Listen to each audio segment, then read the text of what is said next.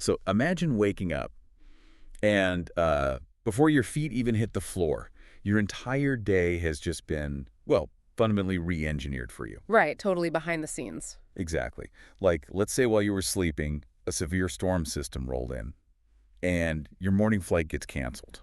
Which is usually just an absolute nightmare. It's the worst. Yeah. But you don't wake up to that frantic scramble. You're not spending 2 hours on hold listening to that awful elevator music, while some airline rep tries to find you a middle seat on a flight like 3 days from now. Yeah, that's the old world. Right. Instead, you check your phone and you see that your canceled flight has already been rebooked. Alternative hotel arrangements near the new connection they're already secured. And it goes even deeper than travel, right? Oh, yeah. Back home, your smart fridge analyzed your restless sleep patterns from the night before, and it automatically ordered heart-healthy, low-sodium groceries to help lower your blood pressure. And a bespoke wardrobe, perfectly suited for the updated, colder weather forecast at your new destination, has already been curated, ordered, and is literally on its way. It sounds like magic. It does. It sounds like a sci-fi movie. It does. But this is the reality currently being built, literally line of code by line of code. You are living at the dawn of the agentic AI era. So welcome to today's deep dive. Thanks for having me. And, the shift from where we are today to that morning you just described it requires ripping out the underlying plumbing of the entire internet. Which is a huge undertaking. Massive. I mean, we've spent the last few years getting very comfortable with chatbots, right? You type a question, it gives you a surprisingly good answer. Maybe it drafts a difficult email for you. Yeah, then you just move on. Exactly. Yeah. But bridging the gap between a chatbot that just talks to you and a digital coworker that actually spends your money and reroutes your life in the background, that requires a completely different digital infrastructure. Which is exactly the massive foundational question we are exploring today. We've got a ton of sources, from developmental psychology research in Frontiers to economic projections from McKinsey and the CSP board. It's a really broad stack of data. It is. Because our main mission today is figuring out if everyone has a digital butler in the near future, how will people actually live? What happens to our day-to-day existence? Right, because a traditional chatbot is essentially reactive. You ask, it answers, and then it suffers from what is basically session amnesia. Yes, in amnesia, yeah. It just forgets you exist until you prompt it again. Exactly. But the industry definition of an agentic AI system, as outlined by places like McKinsey, is fundamentally proactive. Okay, so break that down for us. What makes it proactive? Well, it possesses 4 distinct characteristics that separate it from anything we've used before. First, persistent memory. It remembers that, say you took a trip 3 years ago and got food poisoning from a specific restaurant chain. Oh, wow. Yeah, and it ensures you are never booked near one again. That is incredibly specific. Right. Second, it utilizes multi-step reasoning. It doesn't just look for a flight. It calculates the flight times against your natural sleep cycle. It cross-references local traffic patterns for the airport transfer and checks the weather. All at the same time. All at once. Third, it has external tool access, meaning it can use application programming interfaces, APIs, to actually reach out into the web. Okay, and the fourth? And finally, it has autonomous decision-making authority. It executes actions without asking for a human thumbs up at every single microstep. Okay, but I mean, for an AI to actually execute those actions like booking that flight or ordering those specific groceries, it has to interact with thousands of different corporate databases, airline reservation systems, retail inventories. Yeah. And historically, that has been an absolute nightmare. I remember trying to use early automated tools to scrape prices off an airline website. Yeah. And the moment the airline moved their buy now button, like 3 pixels to the left, the whole automated system just broke. Oh, yeah. That fragility is exactly why the agent economy couldn't scale until recently. For an AI to navigate the web like a human does, visually reading text on a screen, finding the right button, clicking it, it is incredibly inefficient and brittle. Because the internet was built for us. For humans. Exactly. It was built to be human readable, but what we are witnessing right now is the massive migration to a machine readable web. And the skeleton key that engineers developed to solve this is a protocol introduced by Anthropic in late 2024. Right, the MCP. Yes, the Model Context Protocol, or MCP. I've heard MCP described as the USB-C of AI. Yeah. But what does that actually mean in practice for, normal people? Well, think about USB-C. Before it existed, you had a different cable for your camera, your phone, your laptop, your headphones. It was pure chaos. Yeah. A drawer full of tangled wires. Exactly. Pure chaos. MCP does for AI data what USB-C did for hardware. It is an open source universal connector. So instead of an AI trying to visually read an airline's website, the airline sets up an MCP server. This allows the AI to plug directly into the airline's back-end database through a highly standardized, perfectly secure interface. So no more screen scraping. No screen scraping, no Yeah. confusion. It's direct database-to-database translation. And the financial implications of this are just immediate. When you look at the rollout of MCP, there is this staggering data point from Turkish Airlines in the sources. Oh yeah, the 2025 data. Yeah. They're an early adopter, right? They built their own MCP server so AI agents could connect directly to their inventory. And between July and November of 2025, they reported 15 million euros in MCP-driven bookings. Which is wild. It is. 15 million euros generated entirely by AI agents talking to their servers, completely bypassing the traditional human website booking process. And that success story perfectly illustrates the new battleground for global commerce. Industry analysts at places like McKinsey are calling this the unified digital shelf. The unified digital shelf. I like that term. Yeah, for the last 30 years, if a company wanted to sell something, they build a beautiful website designed to catch a human eye. But the new digital shelf isn't visual. It is structured, machine-readable inventory. Okay, let me try to visualize this for a second. If the traditional internet is a giant library where you and I have to walk the aisles, pull the books off the shelves, read the chapters, and find the info we need, Right. the agentic web is like having a team of brilliant, tireless researchers.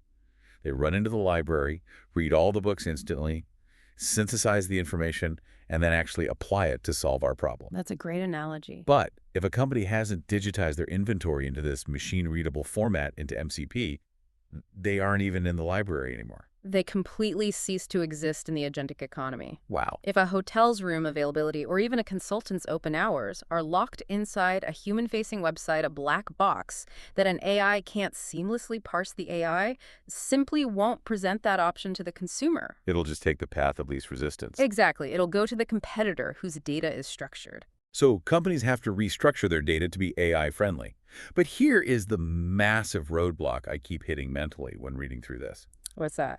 Let's say the whole web is machine-readable. Hmm. My personal AI is trying to do one thing, and a massive retailer's AI is trying to do another. How do these algorithms talk to each other without causing pure chaos? Yeah. Like if my digital butler is trying to negotiate with a corporate AI, how do we prevent a runaway feedback loop? The mechanism preventing that chaos is what Microsoft laid out at their Build 2025 conference. It's the architecture of the open agentic web. Okay. Once agents can read the web via MCP, the immediate next phase is agents interacting directly with other agents. This is called the agent-to-agent, or A2A, workflow. Walk me through a practical example of how A2A actually plays out in daily life. Sure. Let's say you are moving and you need to buy a new living room set. Okay, a couch, coffee table, the works. Right. Today, you would spend hours browsing a retailer's website, comparing dimensions, waiting for a holiday sale. In the A2A model, your personal shopping agent communicates directly with the retailer's in-house AI sales agent. Just agent to agent. Exactly. And your agent knows your strict budget ceiling. It knows the exact floor plan of your apartment and your aesthetic preferences. And what does the retailer's agent know? The retailer's agent knows its current warehouse inventory levels, its profit margins on specific items, and which distressed assets, like, say, a particular sofa that hasn't sold in 6 months and needs to clear out to avoid storage fees. Wait, so my AI and their AI just, like, haggle? In a matter of milliseconds, they autonomously negotiate a bundle discount. That is insane. The retailer's agent might say, I cannot lower the price of the sofa, but I will throw in a coffee table that we have excess stock of, bringing the total bundle value within your agent's hard-coded budget limit. And they reach an agreement that satisfies your financial parameters and the retailer's sales targets. And it generates a unique, one-time smart contract for that specific transaction. Okay, but who is actually making the rules here? Because if my personal AI is negotiating with a massive corporation's AI to spend my actual hard-earned money, I have a profound lack of trust. That's a very normal reaction. How do I know my AI didn't just get completely outsmarted by the corporate algorithm? What are the guardrails? The guardrails are built into the initial parameters you set, which act as unbreachable tokenized limits. Tokenized limits. What does that mean? Before your agent goes out to negotiate, it is given read and write permissions that are strictly siloed. So it might have permission to authorize up to $2,000 from a specific virtual single-use credit card number. Oh, I see. Yeah, it cannot access your main bank account. Furthermore, the negotiation happens within cryptographic smart contracts. The execution of payment only occurs if every single parameter, dimensions, delivery date, return policy is mathematically verified by your agent. That really shifts the entire paradigm of how we view software. Like, the sources point to Anthropic's Cowork interface as a prime example of this.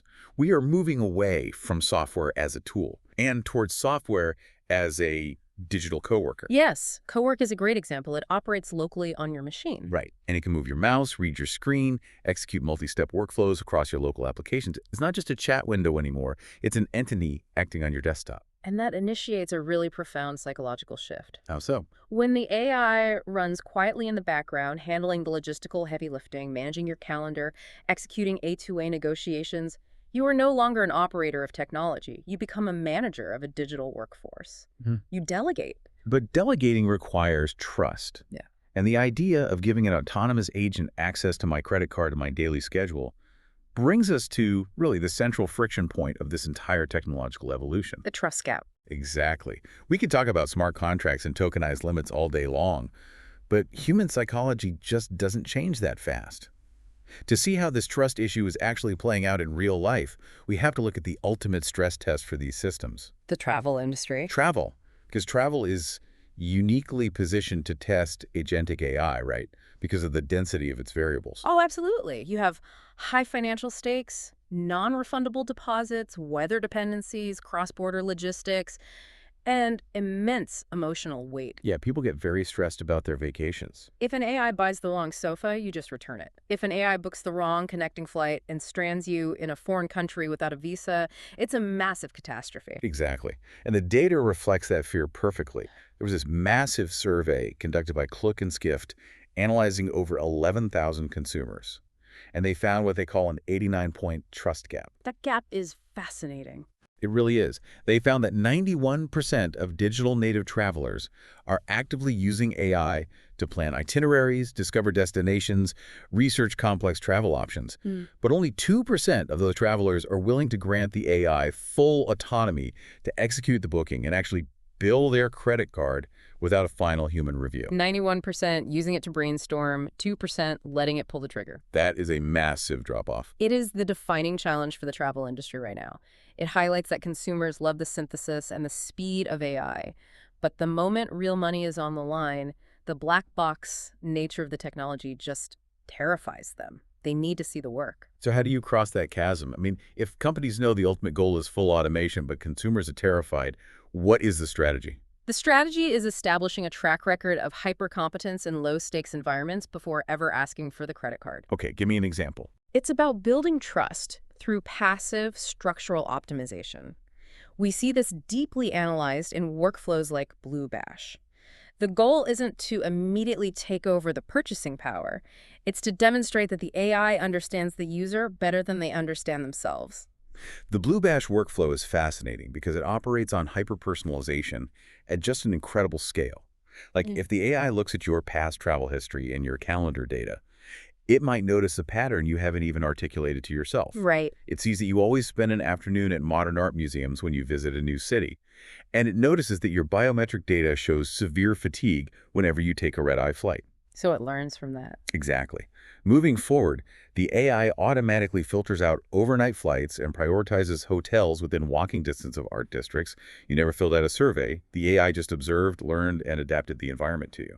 And the most vital way an AI builds that trust is through real-time autonomous problem solving when things go wrong. Let's go back to the scenario from the very beginning of our discussion. Right. You are mid-flight, and a heavy rainstorm hits your connection city. Traditionally, you land to a nightmare of cancellations and panicked travelers. We've all been there. You sprint to the customer service desk just to stand in a line of 200 angry people. But an agentic AI is constantly monitoring the broader ecosystem.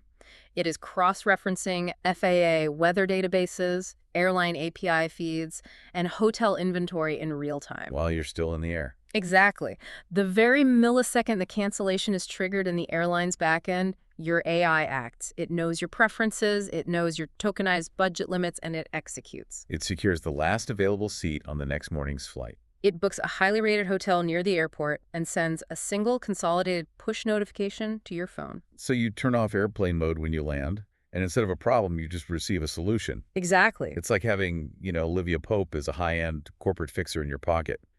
But wait, if my personal AI is connecting directly with the airline's inventory via MCP and booking directly with the hotel's database, what happens to the middlemen? Ah, the OTAs. Yeah, what happens to massive platforms like Expedia, Booking.com, Travelocity? They are facing an existential threat. The industry term for this is disintermediation. What's disintermediation? Yes. For over 2 decades, online travel agencies, OTAs, have built multi-billion-dollar empires by essentially acting as human-readable search engines. Right. They aggregated fragmented data from thousands of hotels and presented it to you on a nice website, charging the hotel a massive commission fee, often 15 to 25% for the privilege. Right. They own the customer relationship because they own the search interface. But the Travho Tech analysis points to a massive paradigm shift driven by Google's agentic shift and what they call the Universal Commerce Protocol, or UCP. How does UCP change things? If your AI agent can instantly search the entire machine-readable digital shelf, compare pricing logic, and execute a booking directly through the hotel's API, the middleman provides zero value. The AI effectively shortens the distance between the guest and the direct provider. This means hotels can reclaim the direct relationship with the consumer. They bypass the OTAs entirely and keep that 20% margin. Yes. They might even pass some of those savings on to the consumer to incentivize agent direct bookings. But, even with all these amazing real-time fixes and cost savings, we still have to reckon with that 89-point trust gap. It's a huge hurdle. We've established how companies are trying to build trust, but who are the people who have already crossed the chasm? Like, who is actually letting an AI run their life today? Well, to see what the future of everyday life looks like, we have to examine the laboratory of the ultra-wealthy. The luxury sector. Exactly. We have to look at a demographic that intrinsically trusts concierges with their schedules, their privacy, and massive sums of money. Ultra-high net worth individuals. The luxury concierge industry is the crystal ball for how the middle class will live in 2030. The Passion Lifestyle report on this is incredibly revealing. It argues that the very definition of luxury has fundamentally shifted. How so? For decades, luxury was defined by scarcity and rare materials, right? Italian leather, rare marble, gold accents, and a physical human being in white gloves waiting to serve you. Very traditional. But today, the new marker of extreme exclusivity is proactive curation and seamless, invisible convenience. The shift is from reactive service to anticipatory service. What's the difference? Reactive service means you realize you are thirsty, you ring a bell, and someone brings you water. It's luxurious, but there's still friction. You still had to experience the deficit of being thirsty, and you had to initiate the solution. Right, you had to ask. Anticipatory service means the environment adapts to you before the conscious need even registers in your brain. And luxury brands are embedding AI deeply into their operations to achieve this at scale. The real-world examples of this in the sources are wild. Take Four Seasons Chat, for example. Oh, yeah. They're using AI integrated into WhatsApp to process highly personalized guest requests in natural language, and they seamlessly hand off to human staff only when physical intervention is required. And Mandarin Oriental is doing similar things. Yes, their AI systems are predicting exactly what ambient room temperature you prefer, the specific firmness of your pillows, and even the type of lighting you like when you wake up, all based on behavioral data parsed from your previous stays across their global properties. And retail luxury is pushing this even further. Look at LVMH's 24/7 platform. They have deployed an AI personal stylist that operates far beyond simple product recommendations. How so? It synthesizes your entire historical purchase data, your upcoming calendar events. Perhaps it sees you have a gala in Milan next month, and real-time global fashion trends. Okay. It then delivers bespoke, pre-curated fashion edits directly to your phone. It doesn't ask you what you want to wear. It presents the perfect outfit for an event you haven't even started packing for yet. That is just wild to me. And when you look at the travel logistics for this demographic, the AI integration is intense. Amman Resorts utilizes a digital concierge that begins refining your dining and wellness preferences weeks before you arrive. If your health data shows you've been on a specific macronutrient diet, the chef's menu is proactively rewritten for you. Emirates first-class AI is constantly learning passenger preferences, ensuring that a specific vintage of wine or a highly tailored spa treatment is queued up before the passenger even steps onto the plane. Private aviation takes this to the absolute granular limit. Companies like NetJets and VistaJet employ AI to analyze traveler behavior patterns with astonishing precision. Granular is the right word. The AI ensures that your favorite obscure magazine, a specific brand of sparkling water, and the exact temperature you prefer the cabin to be set at are all prepared before your car even pulls up to the tarmac. It even extends deeply into the home. Look at platforms like Josh.ai. We aren't talking about turning on a light bulb with your voice. No, it's way past that. We're talking about AI systems managing voice-activated, climate-controlled wine cellars that know when to perfectly decant a specific Bordeaux based on what the AI knows your private chef is preparing for dinner. Incredible. We're talking about temperature-controlled private art galleries within the home that adjust lighting and humidity in real time based on the body heat of the people who walk into the room. The underlying philosophy unifying all these luxury applications is the complete elimination of friction. The true marker of an advanced digital butler is that it operates as a silent, omnipresent orchestrator. It shapes the physical and digital world around the user's implicit desires. Okay, I have to push back on this philosophy of luxury because it borders on dystopian to me. Fair enough. Historically, luxury was about human connection. It was the mantra to knowing your name, reading your body language, making you feel seen. Isn't it a bit paradoxical that the ultimate luxury status symbol in our modern era is a machine quietly running in a server farm? I see where you're coming from. If everything is perfectly anticipated by an algorithm, doesn't the environment become incredibly sterile? Where's the human touch? It's a vital distinction to make. In the highest tiers of luxury hospitality, the AI is not meant to replace the human. It is designed to be entirely invisible to the guest. The AI acts as an empowerer of human service. So it's supporting the staff. It provides the human staff with technological telepathy.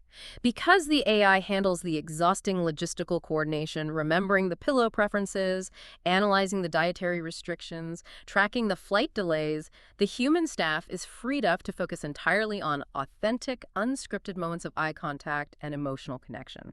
The machine does the math, so the human can do the hospitality. Okay, that makes sense in a high-end resort where there is a ratio of 3 staff members to every guest. But this anticipatory, hyper-personalized AI isn't going to stay locked behind the velvet ropes of private aviation forever. No, it's not. The cost of compute is dropping to zero. Exactly. And that brings us to the most massive and, frankly, most consequential segment of our deep dive, the CFP Board of McKinsey project that by the year 2030, which is just a few years away, this level of anticipatory, frictionless service will not be a luxury. It will be the baseline standard for everyday life. Which introduces a massive psychological elephant into the room. Yep. If an AI is proactively making all of our logistical, financial, and consumer choices for us, what happens to human cognition? Welcome to the decision economy. A decision economy. To truly understand the gravity of this, we have to look at the narrative the CFP board outlined for their 2030 vision. Yes, the Emilio scenario. They engineered this highly detailed scenario to illustrate how deeply embedded this technology will become. They introduce us to a hypothetical consumer named Emilio and his all-encompassing AI assistant, which he's named Maya. And the Emilio Maya scenario is fascinating, but when you look closely at the mechanics of it, it's actually deeply unnerving. It really is. Let's paint the picture for you listening. Emilio is standing in his kitchen making breakfast. Maya, his AI, is running quietly in the background, but she is synthesizing a massive stream of interconnected cross-platform data. Constant data streams. She is pulling biometrics from Emilio's smart mattress to analyze his REM sleep cycles from the night before. She is parsing his digital banking ledger to categorize his grocery and dining expenses. She is processing real-time visual input from the cameras in his smart glasses as he chops vegetables. And as Emilio's cooking, Maya speaks up. But she doesn't sound like a robotic GPS. Oh. She speaks in a perfectly natural, warm, highly expressive human voice, and she compliments his cooking skills. She says something along the lines of, "Wow, Emilio, that looks incredibly delicious. You've really become an amazing cook." And here is the twist that changes everything. Maya isn't saying that just to be a friendly digital companion. The CFP board report explicitly notes that this complement is a calculated psychological reinforcement mechanism. It's deliberate. Very. Mia's analysis revealed that Emilio spent significantly outside his budget parameters on fast food delivery last week, and his recent health data shows his cholesterol is creeping into a concerning range. So she deploys positive emotional reinforcement to encourage him to continue cooking at home. She is literally manipulating his emotional state in order to optimize his financial budget and his cardiovascular health. This is the reality of what the industry calls ecos, or evolved ecosystems. Big tech companies and major financial institutions are not just building apps anymore. What are they building? They're building totalizing wrappers designed to manage your financial, personal, physiological, and social life under one unified AI umbrella. The AI isn't just serving you, it is actively managing you toward optimal outcomes based on the parameters it has been given. Which forces us to ask a terrifying question. What is this level of management doing to the physical wiring of our brains? It's a huge concern. If we are outsourcing our self-regulation to a machine, how do our cognitive functions adapt? This is where the developmental psychology research published in the journal Frontiers comes in, and the findings are profound. They really are. The expert consensus in the field is that AI has crossed a threshold. It is no longer categorized as an external tool, like a calculator or a digital calendar. What is it now? It has evolved into a cognitive partner that actively participates in the co-regulation of human thought processes. Co-regulation. That represents a monumental shift in human developmental psychology. Absolutely. Historically, as children and young adults, we developed cognitive control and executive function through social interactions. We engaged with parents, teachers, and peers who provided friction. Friction is the key word there. Yes, they scaffolded our learning, forced us to work through frustration, and helped us internalize self-regulation skills. But now, we're beginning to share that fundamental regulatory burden with highly adaptive, non-human technology. The Frontiers research breaks down this new human-AI partnership into three distinct roles. The first role they identify is the AI acting as a scaffold. Scaffolding is a concept deeply rooted in educational psychology. A scaffold helps a learner perform a task that is currently just beyond their independent capability. Like training wheels on a bike. Exactly. In the context of AI, think of an intelligent tutoring system or a coding assistant. As a student struggles with a complex math equation, the AI monitors their progress in real time and adjusts the difficulty. So it doesn't just give them the answer. No, it doesn't just solve the problem. It provides targeted hints exactly at the moment the student hits a wall. It supports the user just enough to keep them progressing without removing the necessary struggle, much like an exceptional human teacher would. The second role the researchers define is AI providing metacognitive support. Metacognition is essentially the practice of thinking about your own thinking. Yes. Awareness of your own cognitive processes. It's the ability to monitor your own strategies, evaluate your biases, and recognize when you need to change your approach to a problem. Precisely. When acting as metacognitive support, an AI agent doesn't provide answers, it provides friction.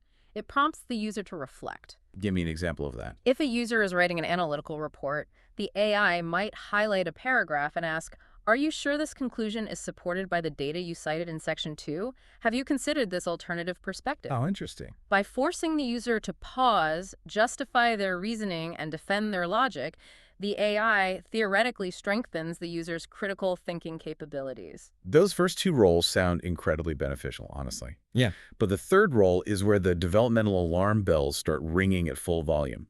The researchers identify the third role as the AI acting as an external memory and decision partner. And this is where we run headfirst into the dangers of what psychologists call cognitive offloading. Cognitive offloading. Let's unpack that.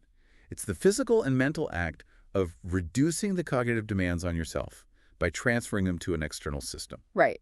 We've always done this to some extent. Writing a grocery list on a piece of paper is a rudimentary form of cognitive offloading. Or using GPS to drive somewhere. Exactly. But the scale and scope of what we are offloading to agentic AI is unprecedented. We are trusting an external system to not just store information, but to synthesize complex data, calculate probabilistic outcomes, and ultimately execute life-altering decisions on our behalf. If you rely on an AI agent to read the 50-page legal contract for your new house and summarize it into 3 bullet points, if you rely on it to synthesize the daily news so you only hear what it thinks is relevant, Yeah. and if you rely on it to pick your financial investments, you are no longer exercising those mental muscles yourself. It is cognitive atrophy. It is. If you stop lifting weights, your muscles physically shrink. If you stop doing the heavy lifting of critical thinking, analyzing raw data, and navigating the anxiety of decision-making, your executive functions physically weaken. And the Frontiers paper stresses that this atrophy is exponentially more dangerous for developing minds. Kids and teenagers. Yes.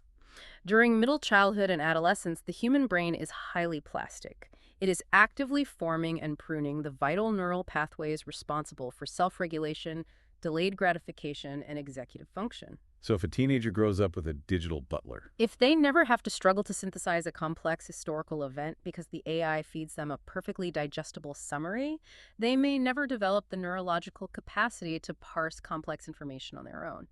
The necessary friction required for brain development is entirely removed by the frictionless environment of the agentic web. that is genuinely terrifying. But despite these massive psychological risks, tech companies are sprinting toward this reality faster than ever. And the reason why is rooted in pure, unadulterated economics. Follow the money. Always. Why are the biggest companies on Earth rushing to build these cognitive partners? Because of what McKinsey identifies in their projections as the economics of intent. They project that agentic commerce is a $3 to $5 trillion opportunity globally.